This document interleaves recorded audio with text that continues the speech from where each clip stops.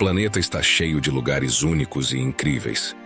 Mas pouca gente imagina que existe uma ilha habitada tão remota que chegar lá leva semanas de viagem de barco, numa rota que precisa ser planejada com pelo menos 1 ano de antecedência.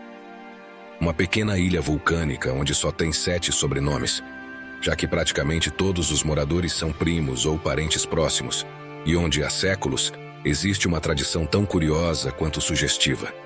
As chamadas meias do amor, um ritual segundo o qual, se uma mulher te tricotava um par dependendo do desenho que elas tivessem, isso poderia indicar desde que ela queria uma simples amizade até que ela queria se casar com você.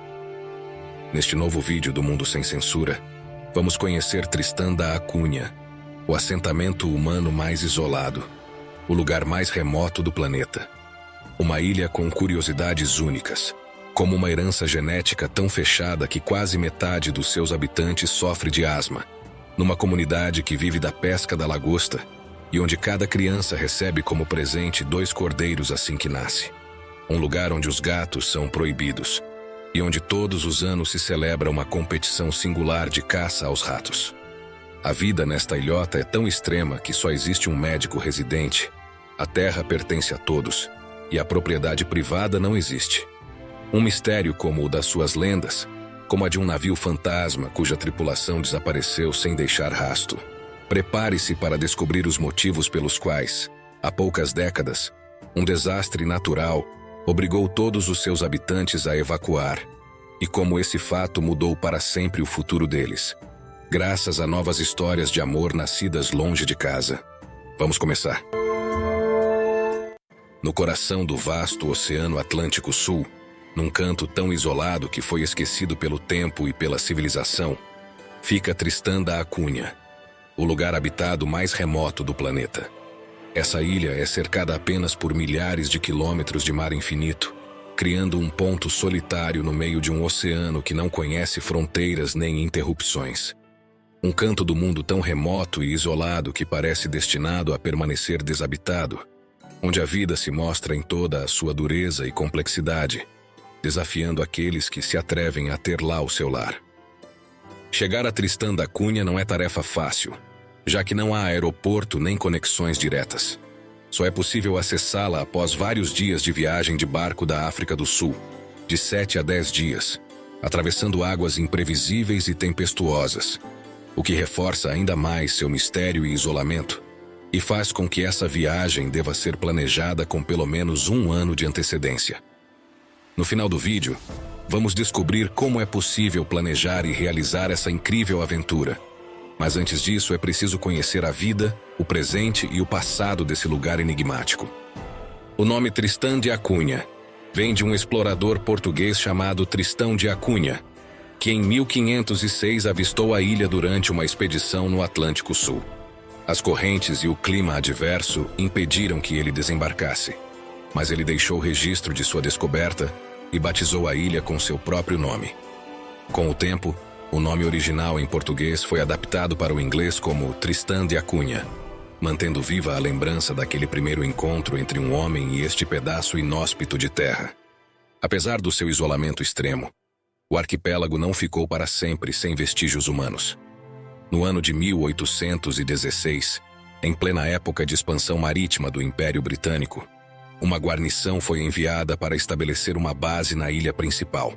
O motivo oficial era estratégico: controlar as rotas navais e impedir que o inimigo, naquela época Napoleão Bonaparte, pudesse usar essas terras como ponto de apoio para escapar do seu exílio na ilha de Santa Helena. O que começou como um posto militar temporário acabaria sendo a semente da comunidade atual. Com o tempo, a guarnição foi reduzida, e alguns soldados, junto com marinheiros e náufragos que foram chegando, decidiram ficar. Entre eles havia britânicos, americanos, holandeses e italianos, que formaram famílias com mulheres vindas de lugares como Santa Helena. Assim nasceu uma pequena colônia em um ambiente onde a natureza impunha sua lei. Sem um porto adequado, com invernos rigorosos e um terreno vulcânico que obrigava a trabalhar cada palmo de terra fértil para sobreviver. A colonização de um lugar tão remoto também obedeceu a motivos humanos menos estratégicos e mais íntimos. Para alguns, Tristão de Acunha representava a promessa de uma vida nova, longe de guerras, dívidas ou perseguições. Para outros era simplesmente o único lugar onde o mar os havia deixado após um naufrágio. Em todos os casos, quem ficou aceitou um acordo silencioso com a ilha. Viver isolado do mundo em troca de fazer parte de uma comunidade pequena, solidária e unida por laços que, com o passar das gerações, se transformaram numa verdadeira família ampliada. Hoje, menos de 300 pessoas vivem nesta ilha. Habitantes que, como não poderia ser de outra forma, formam uma comunidade extremamente unida e autossuficiente. E como você certamente reconhece, a vida em Tristão da Cunha é tão extraordinária quanto surpreendente. Aqui, cada novo nascimento é um pequeno acontecimento para toda a comunidade. Nesta ilha, onde a população é de apenas 260 pessoas, os recém-nascidos não só recebem o carinho de suas famílias, mas também um presente de boas-vindas bem peculiar: 2 cordeiros. Este presente, que é dado desde tempos antigos, simboliza o começo de uma nova vida e, ao mesmo tempo, garante que a criança tenha uma fonte de alimento e recursos no futuro. Dar à luz neste lugar também é muito diferente do que acontece no resto do mundo. Em Tristão da Cunha, não existe um hospital moderno nem uma equipe médica especializada. Tudo depende de um único médico residente que atende absolutamente tudo, desde partos e fraturas até doenças graves. Este profissional é uma das figuras mais importantes e respeitadas da ilha, pois sobre seus ombros recai a saúde de toda a população. Em alguns casos, quando as complicações são muito graves, a mãe ou o paciente precisam ser levados de barco até a África do Sul, o que significa dias de viagem em águas muitas vezes violentas. Nessa pequena ilhota, também não tem cemitérios, pelo menos não como conhecemos em outras partes do mundo.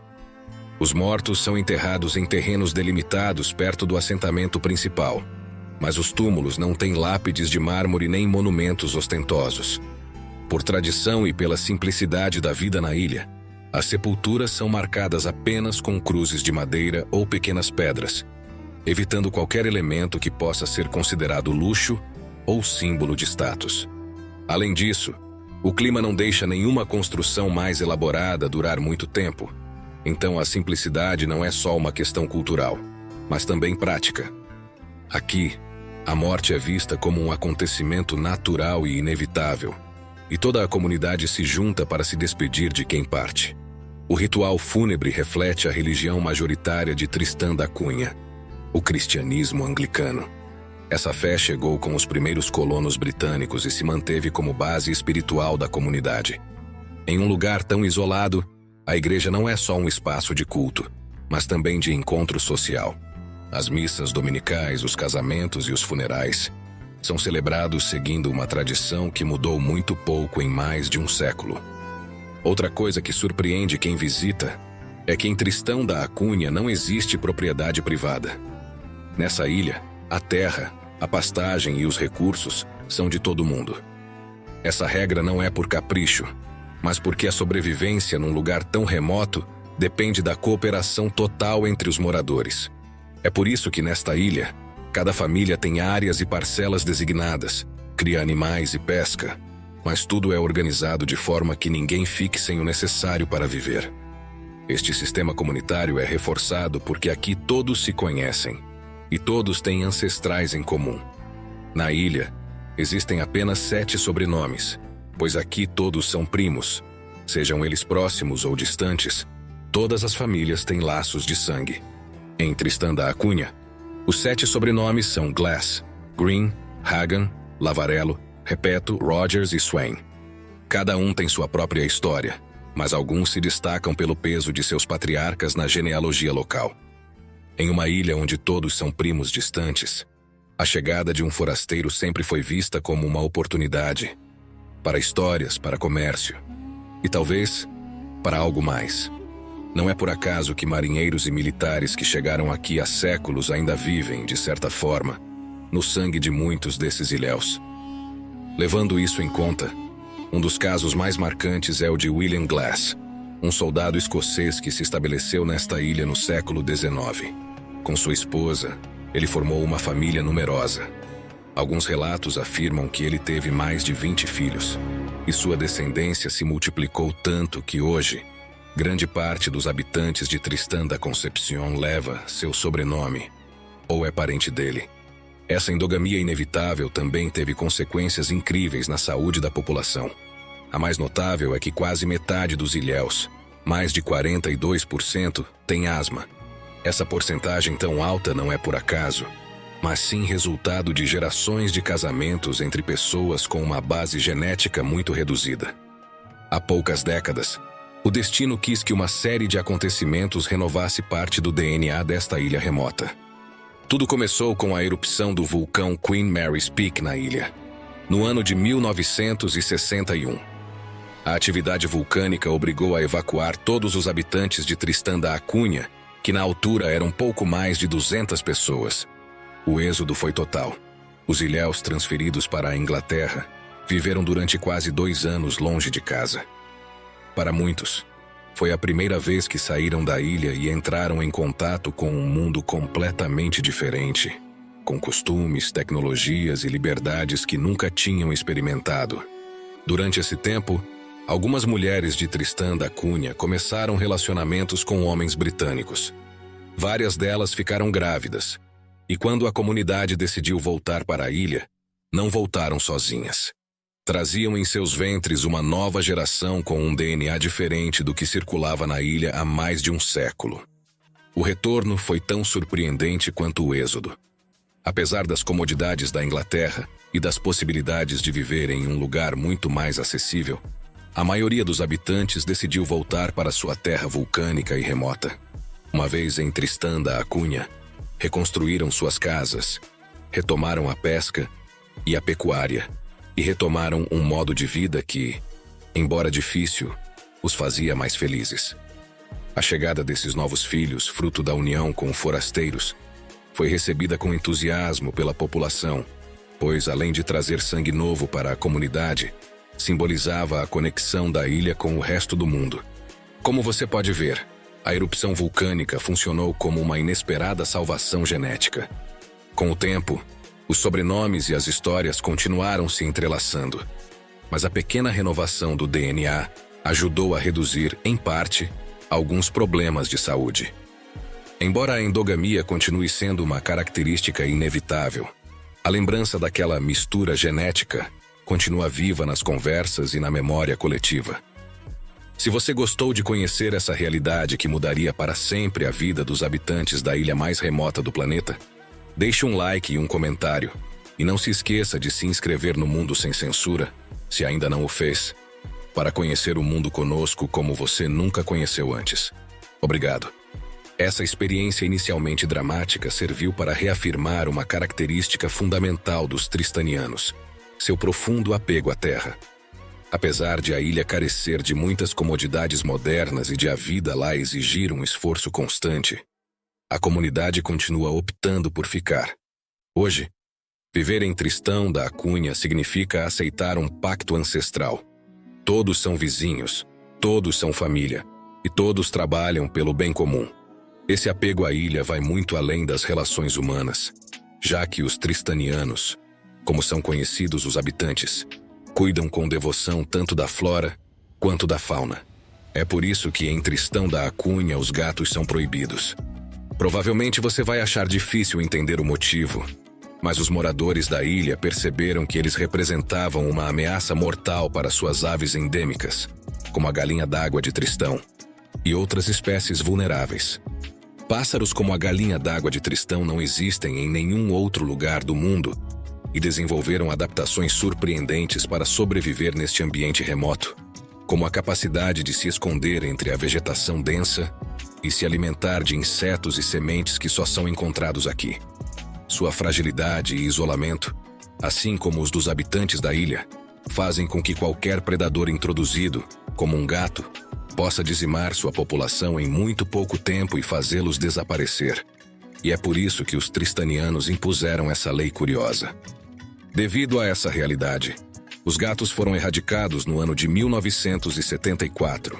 Então, se você estava pensando em viajar um dia para lá com seu gato, é bom saber que essa é uma das proibições mais arraigadas da ilha. A eliminação dos gatos permitiu que as colônias de aves marinhas se recuperassem, mas deixou um novo problema. Os ratos, que sem predadores naturais na ilha, se proliferaram sem controle. Esses roedores eram uma ameaça direta para as aves que nidificavam na ilha, especialmente os albatrozes e os pinguins. Em resposta, os tristanianos criaram uma tradição anual que é parte conservação e parte celebração comunitária. O famoso Ratting Day. Durante esse dia, divididos em equipes, homens e crianças entram nas áreas de hortas, os potato patches, com cães, armadilhas e determinação para caçar o maior número possível de ratos. No final do dia, as caudas das ratas capturadas são levadas aos juízes, entre eles o veterinário local, um médico da ilha e outros funcionários, para serem contadas e avaliadas. Depois, a comunidade se reúne em uma festa com dança, comemoração e prêmios. Voltando aos seres humanos, em Tristã da Cunha existe uma tradição que é controversa para quem a conhece, conhecida como meias do amor, ou love socks em inglês. Esse costume sentimental faz parte da vida da ilha há séculos. Quando um rapaz queria conquistar uma garota, ele dava um presente para ela e depois ela tricotava um par de meias com listras coloridas como resposta, usando o número e o padrão das listras que mostravam as intenções da garota. Essa linguagem, ou língua das meias do amor, foi desenvolvida com o tempo, chegando ao ponto em que, se a meia tinha 2 listras grandes, a intenção da jovem era de simpatia ou interesse. Algo que mudava conforme as 2 listras grandes eram adicionadas a outras menores. Assim, se a meia apresentava 2 listras grandes e 2 pequenas, a mulher desejava lealdade ou amizade. Se tinha 2 listras grandes e 3 pequenas, ela desejava uma amizade mais íntima. 2 listras grandes e 5 pequenas significavam algo maior. O amor era profundo. E se as 2 grandes fossem adicionadas 6 listras pequenas, a jovem estava indicando que desejava se casar com seu pretendente. Mas o ritual não terminava aí. Se o homem aceitasse a mensagem das meias do amor, ele deveria corresponder tecendo mocassins para ela, um gesto que fortalecia oficialmente o relacionamento e comprometia o homem com as intenções firmes da mulher. O ponto alto desse novo relacionamento acontecia quando, mais tarde, ela podia lavar as roupas dele, o que era interpretado como um compromisso formal. Hoje em dia, embora a linguagem das meias seja usada com menos intensidade, ela continua viva nas práticas locais e se tornou um artesanato emblemático. As Love Socks são comercializadas por meio de uma cooperativa de tecelãs da ilha. É bom saber que, se você for turista e uma mulher de Tristã da Cunha lhe der umas meias bordadas, talvez não seja um simples gesto de amizade. Pode ser uma declaração de interesses mais íntimos. Chegados a este ponto, aproveitamos para perguntar: você gostaria de poder interagir com as mulheres usando meias do amor? O que você acha da vida dos habitantes da ilha mais remota do planeta? O que mais te surpreendeu? Pause o vídeo e deixe seu comentário. Fazer isso é a melhor maneira de nos ajudar a crescer e continuar criando conteúdo tão interessante como este todas as semanas. Obrigado. Essas dinâmicas íntimas contribuem para que os visitantes sejam observados com uma mistura de carinho e curiosidade, e atendidos com uma delicadeza especial. Em uma comunidade fechada e com tantas relações endogâmicas, um jovem estrangeiro pode ser visto como uma oportunidade para melhorar sua genética, algo que aconteceu quando, durante 2 anos, os habitantes da ilha tiveram que sair dela, ou simplesmente como uma janela curiosa para o desconhecido. Essas realidades provocam uma hospitalidade única, que pode ser sentida de forma mais intensa se o turista for um homem ou uma mulher jovem. Talvez seja essa mistura de isolamento, cooperação e laços de sangue que torna Tristã da Cunha um lugar tão fascinante que muitos desejam visitar. Na ilha mais remota do mundo, cada nascimento é especial. Os sobrenomes, os animais e as tradições reforçam uma história única que começou há séculos e que, contra todas as expectativas, continua sendo escrita no meio do vasto Oceano Atlântico. Como você já sabe e provavelmente imaginava, os moradores de Tristã da Cunha mantêm tradições e costumes que foram passados de geração em geração, formando uma cultura única no mundo que tem muito a ver com essa solidão e com o fato de viverem em um ambiente tão desafiador. É por isso também que nesta ilha quase todos têm o mesmo sobrenome. E os casais costumam ser primos para preservar a pequena comunidade, uma prática que deu origem a uma genética particular e ao aparecimento de doenças hereditárias pouco comuns nas sociedades do resto do mundo. Algo que poucos sabem, mas que devem saber se quiserem visitar esta ilha remota, é que em Tristão da Cunha não existem bancos nem caixas eletrônicos. Na ilha, tudo funciona com base num sistema de troca e confiança mútua, que reflete a incrível coesão social dos seus residentes. Também não há hotéis ou acomodações de luxo. Os turistas costumam se hospedar em casas de família preparadas para receber visitantes ou em pequenas cabanas comunitárias. A moeda oficial é a Libra de Santa Helena, embora a maioria das transações seja feita de maneira informal, trocando bens ou serviços. O dia a dia de um turista em Tristão da Cunha é uma experiência totalmente diferente de qualquer outro lugar do mundo. Desde bem cedo, é possível ver os tristanianos trabalhando na pesca, no cultivo de hortaliças ou na manutenção das trilhas que cruzam a ilha.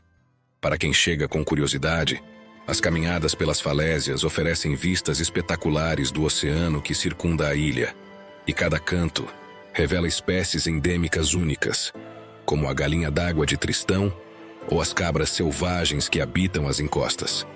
No assentamento principal, uma pequena placa indica com orgulho que este é o lugar habitado mais remoto do planeta. Um lembrete para todos da solidão e singularidade desta comunidade. Em Tristão da Cunha, cada encontro com um morador local é valioso. Os tristanianos são simpáticos e hospitaleiros, e mostram interesse genuíno pelos visitantes, explicando seus costumes e tradições, sempre curiosos em saber como eles poderiam enriquecer a comunidade com novas perspectivas. A ilha tem uma única escola onde as crianças estudam até o ensino médio. Para continuar os estudos superiores, elas precisam sair temporariamente de Tristão da Cunha e enfrentar uma realidade muito diferente daquela que deixaram para trás.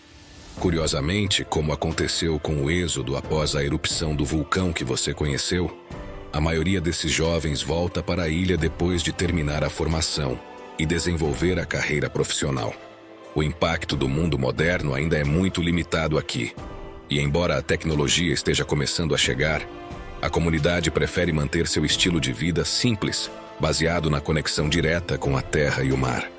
Nos últimos anos, graças ao Starlink, os moradores e visitantes podem acessar a internet, algo que de outra forma teria sido impossível. Essa conexão moderna é curiosa e quase única no dia a dia dos moradores. Permite que eles se comuniquem com familiares, recebam informações meteorológicas e acessem recursos a milhares de quilômetros de distância instantaneamente, algo totalmente oposto à realidade que vivem. Por isso, sua rotina e seu estilo de vida tradicional não mudaram. Além de tudo isso, a ilha fica em cima de um vulcão ativo, conhecido por ter entrado em erupção em 1961, num evento que fez quase todos os moradores saírem de Tristão da Cunha por vários anos numa fuga em massa para o Reino Unido. Embora atualmente esteja inativo, o vulcão continua sendo um lembrete constante do poder indomável da natureza neste canto tão remoto. A qualquer momento, este lugar, considerado o mais isolado do planeta, pode ser novamente ameaçado ou até mesmo desaparecer sob a força de sua própria terra, o que torna cada dia vivido aqui uma experiência única e quase mística. Uma experiência única que muitos de nós gostaríamos de visitar e curtir, apesar das muitas dificuldades para chegar até lá. Pensando nisso, nós do Mundo Sem Censura pesquisamos como é possível planejar uma viagem ao lugar mais remoto do planeta, Tristão da Cunha, o tempo necessário para isso, como conseguir um visto e as muitas necessidades para poder aproveitar da melhor maneira essa ilha única no mundo. A primeira coisa que qualquer aventureiro deve saber é que planejar uma viagem a Tristão da Cunha requer pelo menos 1 ano ou mais de antecedência. Esse planejamento extraordinário se deve ao fato de que os barcos que levam à ilha são muito poucos, geralmente 1 por mês, e as condições climáticas podem atrasar ou cancelar a travessia, tornando imprescindível reservar com muita antecedência e coordenar cada detalhe com bastante antecedência. Em geral, não é necessário visto para turistas da maioria dos países, mas é preciso pedir permissão às autoridades da ilha, indicando as datas exatas de chegada e partida, além de detalhar o motivo da visita, a acomodação prevista e os meios de subsistência durante a estadia. A travessia para a ilha parte da cidade do Cabo, na África do Sul, e dura cerca de 6 dias, embora possa durar até mais de 10, dependendo do clima. O custo da passagem de barco é de cerca de $1.000 a $1.500 americanos por pessoa só de ida, dependendo da época e da disponibilidade. Como os barcos são limitados e a demanda é alta, é essencial reservar com bastante antecedência e ter uma margem de tempo flexível para possíveis atrasos. Essa despesa deve ser adicionada ao preço da viagem até a cidade do Cabo, na África do Sul, que é o ponto de partida do barco para Tristão da Cunha. De Nova York, um voo de ida e volta pode custar entre $1.500 americanos e $2.000 americanos, enquanto de Madrid, um bilhete de ida e volta pode custar entre $1.000 americanos e $1.500 americanos, dependendo da época e da companhia aérea. Assim, qualquer pessoa que planeje visitar a ilha deve considerar que, somente em transporte internacional e marítimo, o custo total pode ultrapassar os $3.000 americanos, sem contar hospedagem, alimentação e outras despesas dentro da ilha, o que também torna imprescindível planejar com antecedência e fazer um orçamento. O barco é o único meio regular para chegar à ilha, e as viagens podem ser canceladas se o mar estiver muito agitado. Por isso é fundamental também ser paciente e flexível. Para não sobrecarregar os recursos da pequena comunidade, apenas um número limitado de pessoas pode chegar a Tristão da Cunha a cada ano, um número geralmente restrito a menos de 200 sortudos. Como você já sabe, é recomendável levar dinheiro suficiente, pois não há bancos nem caixas eletrônicos na ilha. A moeda usada pelos moradores locais é o dólar americano, e a maioria das despesas é feita em dinheiro, incluindo hospedagem, alimentação e qualquer compra local. Quanto à hospedagem, como já falamos, não há hotéis convencionais. Os turistas costumam dormir em casas adaptadas ou cabanas administradas pela comunidade local. Uma noite pode custar entre $50 e $70 americanos, dependendo da disponibilidade, enquanto uma refeição simples na casa de um morador pode custar entre $5 e $10 americanos. É importante levar provisões básicas e roupas adequadas para o clima instável, além de artigos de higiene pessoal, já que as lojas são limitadas. É recomendável contratar um guia ou passeios locais, que permitem conhecer a ilha com segurança e aprender sobre sua cultura, fauna e flora únicas. O dia a dia de um turista em Tristão da Cunha é completamente diferente de qualquer outro lugar do mundo. As atividades giram em torno da natureza, como excursões às falésias, observação de aves endêmicas e passeios pelas trilhas vulcânicas. Os turistas costumam ficar em Tristão da Cunha entre 1 e 2 semanas, embora a duração dependa da disponibilidade dos barcos de volta e do clima. Cada visitante é recebido com hospitalidade e muita curiosidade pelos tristanianos, que observam com carinho os jovens estrangeiros pela possibilidade de futuras misturas genéticas, um aspecto que reflete a importância dessa comunidade e a sobrevivência da ilha. É importante reconhecer que aproveitar essa ilha única no mundo exige paciência, respeito e admiração, já que é um estilo de vida muito diferente do nosso. A sensação de isolamento é percebida a cada passo, a cada conversa e a cada paisagem, uma sensação que nós, do Mundo Sem Censura, esperamos que você tenha curtido com este vídeo. Se foi assim, não esqueça de curtir. É a melhor maneira de nos ajudar a continuar criando vídeos tão interessantes como este. Ou este novo vídeo que vem a seguir, no qual você poderá continuar desfrutando dos lugares mais enigmáticos e fascinantes deste belo planeta, chamado Terra. Clique nele, você vai gostar.